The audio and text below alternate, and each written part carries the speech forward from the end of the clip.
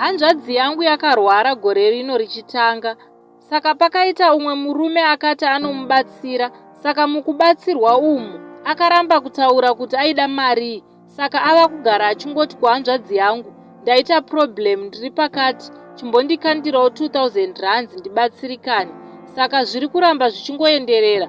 Apa ava kutoziva nepini dzefoni nekadhi rekubhengi. Pakati pevhiki apa akanotora mota yaiva nemakadzi ekubhengi achingoswaipa chero chaada. Saka muroora ari kuzama kutaura namukoma, bhati semunhu ane shuga neBP ari kungonzi munhu akandibatsira uyu, saka ndinofanira kumubatsirawo. Zvino ndauyawo kuti tobatsirawo sei hanzvadzi iyi, nokuti kutaura kuri kutadza kushanda.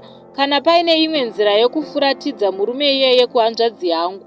Iye zvino anoziva nepei yaanotambira, uye anything chinoda kuitwa namukoma wangu anototi ndoda kuziva.